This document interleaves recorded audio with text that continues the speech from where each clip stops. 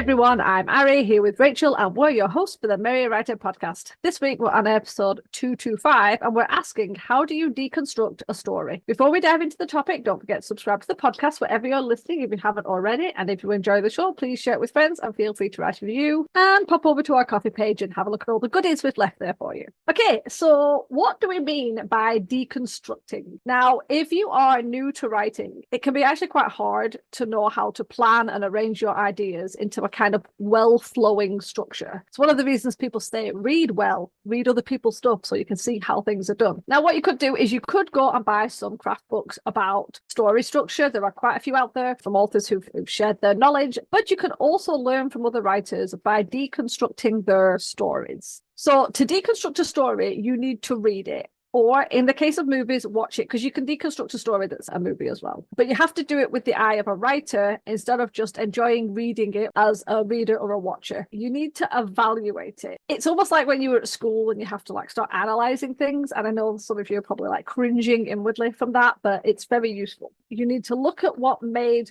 the chapter or the scene or the paragraph stand out. We've all done it. You've read a story and there's been something in it and you've been like, whoa, and you had to take a minute. Well, you sort of put the book down and you really think, and then you pick it up again, whether it's an emotional scene or one of those lines that just blows you away or some cliffhanger that happened. It doesn't even have to be anything really big, but it can just be something like a description that just sends you off and you're thinking, oh, wow, that's going to stay with me. That's what I'm talking about. You want to look out for how the action is driving the plot forward, how you get those heart-pounding conclusions, what the author did to elicit those emotions in you as a reader. Now, it sounds like, well, yeah, of course, I read books all the time. I know what it feels like. You're just reading and you get one of those things. But you need to look at it as a writer. What exactly worked? What did that author do? Did they write short, sharp sentences to keep the action moving? Did they have these long, drawn-out descriptions? Were they painted beautiful imagery that really just, you didn't even have to think, it just appeared in your mind so strong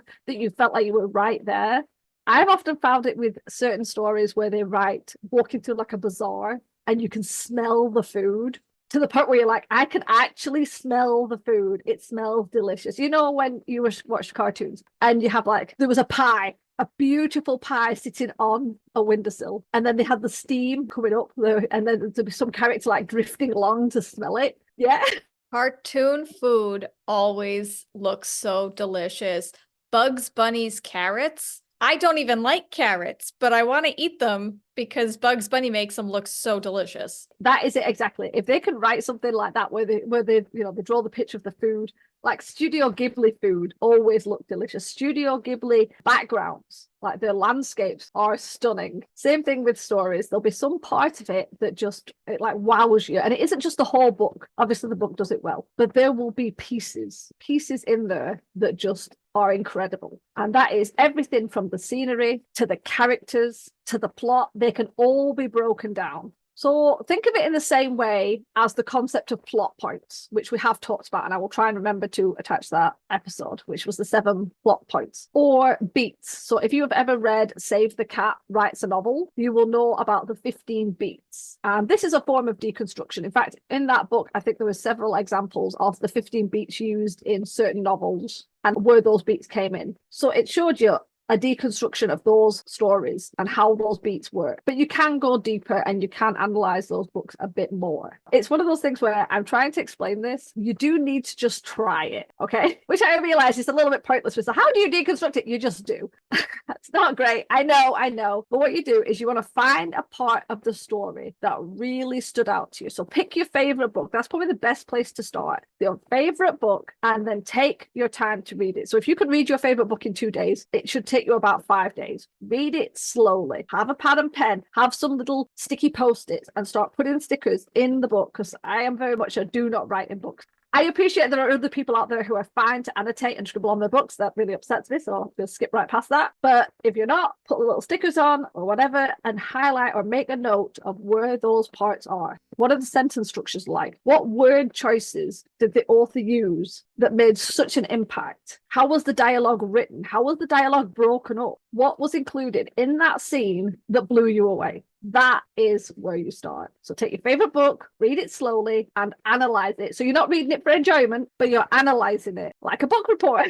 Already giving me palpitations thinking back to that. And you want to see how you react to different things, different dialogue, character arrival, settings, tone. Were there parts that you just skimmed over to get to something else? Why did you skim over those parts? Why didn't you read them in detail? And by the way, when you're deconstructing, you have to read everything really closely. Even if you've read this book a million times, you have to focus and intentionally read every part, even the boring bits, but then acknowledge, wow, that was boring. This is dragging. I need to get to the better part. Why was it dragging? What did you not like about it? Did they go too much into description? Did they add a lot of boring filler that just did not work? I have no idea how to end this. I'm just going to stop it right there. I am the worst person at deconstructing books. I'm just going to throw my hat in the ring here for a second. And I agree with everything that Ari said. And it does absolutely remind me of being back in school and analyzing every single book we read in English class, and how your English teacher was like, oh, why are the curtains blue? It's symbolizing the protagonist's depression, and they're sad that their significant other broke up with them, and blah, blah, blah. And I was that kid that read the chapter, looked at my teacher and said, I don't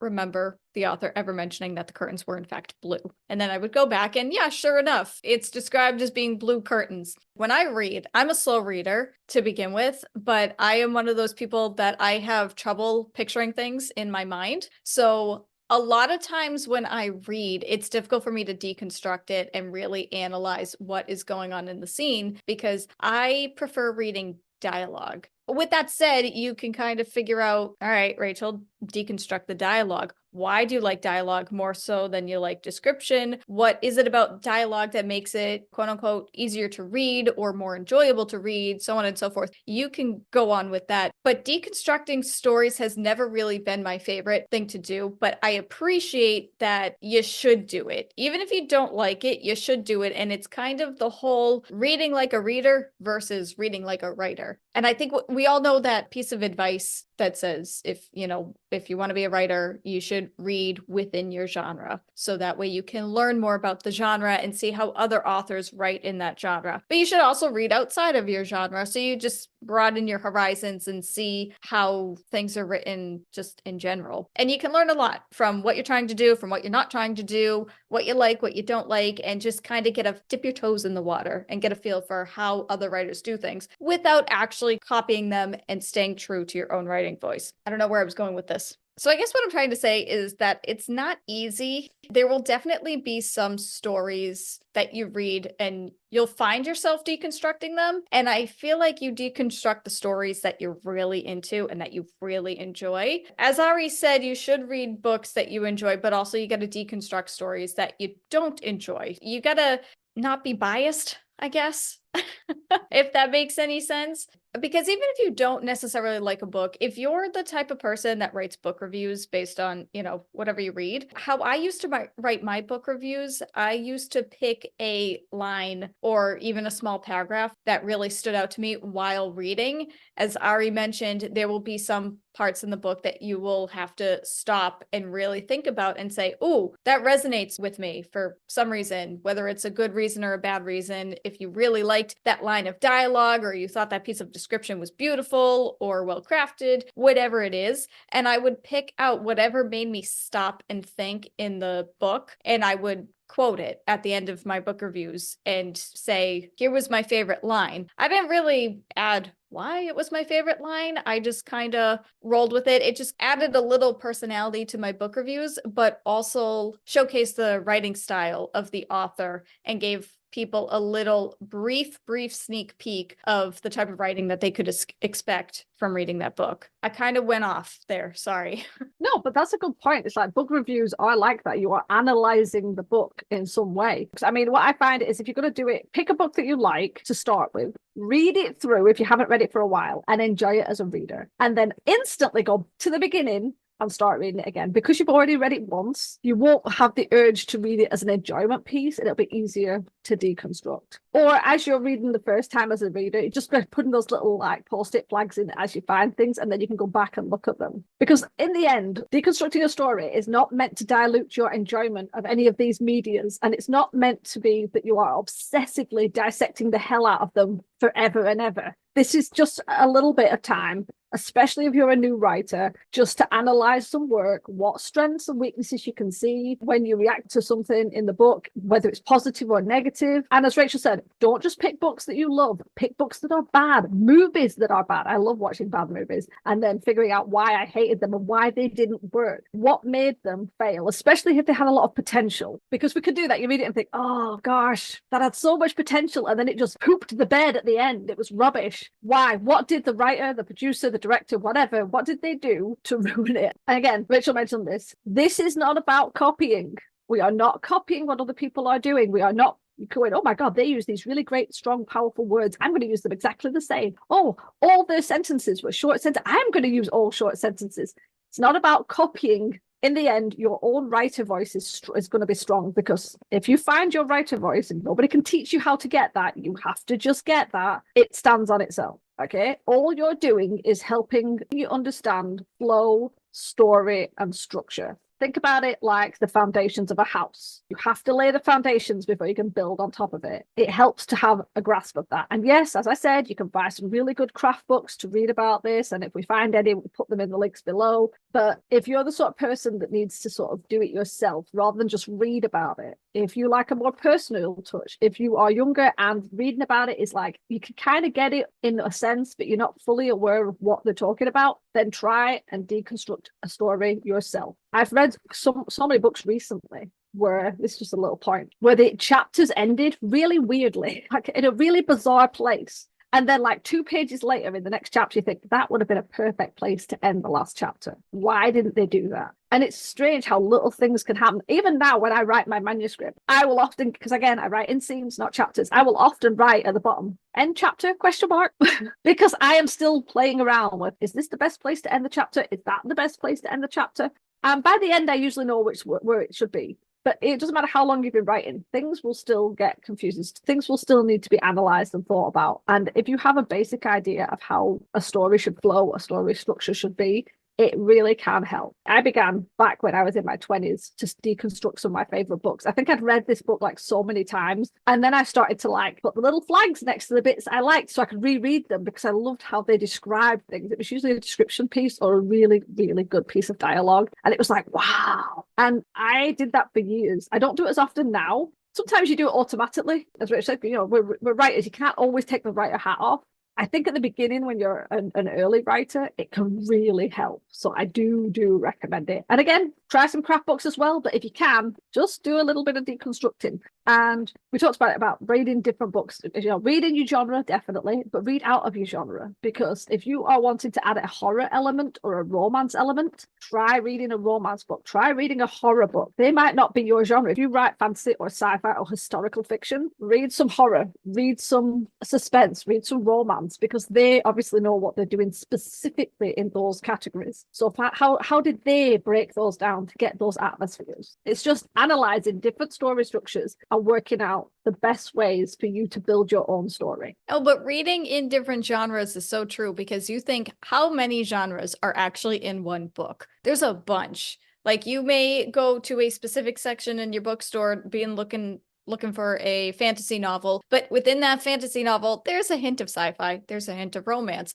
there's a hint of mystery, there's all these different genres within that one story. It's just mainly fantasy. So if you're writing a fantasy novel, but your protagonist has a love interest, then yeah, go ahead and go look at some romance novels and just, again, dip your toes into that genre, just so that you can learn a little bit more about that genre and the way authors do things, and see what readers are looking for as well. And I'm gonna backtrack a little bit. I'm all over the place. Sorry, everybody. But Ari, you were talking about rereading and stuff. And I know that there are some people in the reading community and probably in the writing community that they don't necessarily agree with rereading, or they don't reread. I mean, not saying that they're telling people to never reread a book, but some people just don't agree with it. And I think rereading books is so important, especially the ones that you like, because just it's enjoyable. End of story. But thinking from like a movie,